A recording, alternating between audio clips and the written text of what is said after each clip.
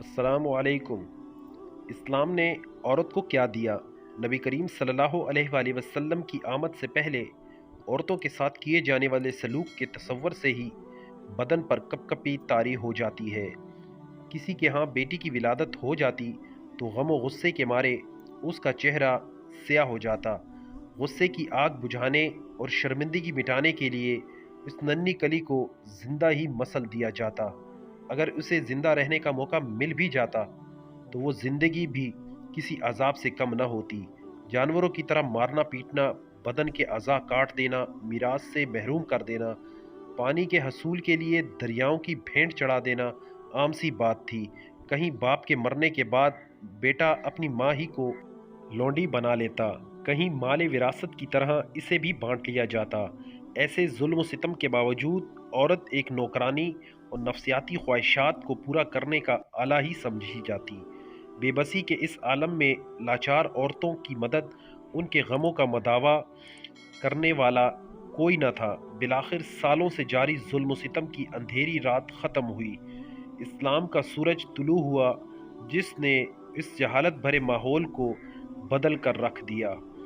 اسلام نے عورت کو عزت و شرف کا وہ بلند مقام عطا کیا جو صرف اسلام ہی کا خاصہ ہے۔ اگر عورت ماں ہے تو اس کے قدموں تلے جنت رکھی۔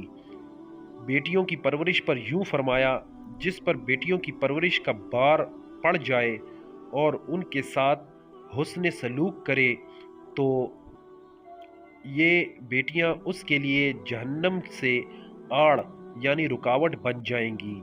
اگر بیٹی بہن، پھپھی، خالہ، نانی یا دادی ہے تو اس کی کفالت پر فرمایا، جس نے دو بیٹیوں یا دو بہنوں یا دو خالاؤں یا دو پھپھیوں یا نانی اور دادی کی کفالت کی تو وہ اور میں جنت میں یوں ہوں گے۔ رسول اللہ صلی اللہ علیہ وآلہ وسلم نے اپنی شہادت اور اس کی ساتھ والی انگلی کو ملایا۔ اگر عورت بیوی ہے تو اسے انس و محبت کی علامت یوں بنایا کہ تمہارے لیے تمہاری ہی جنس سے جوڑے بنائے، ان سے آرام پاؤ، اور تمہارے آپس میں محبت اور رحمت رکھی۔ انہیں پانی پلانے پر بھی اجر کی بشارت فرمائی۔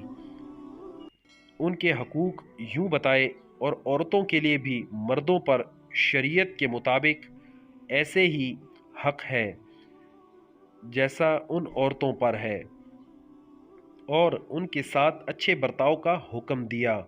اسلام نے عورتوں کو جو مقام و مرتبہ عطا کیا، اس سے صاف ظاہر ہے کہ اسلام عورتوں کا سب سے بڑا محسن ہے۔ اس لیے عورتوں کو اسلام کا احسان مند ہونے کے ساتھ ساتھ اس کے احکامات پر عمل کرتے ہوئے زندگی گزارنی چاہیے۔ والسلام۔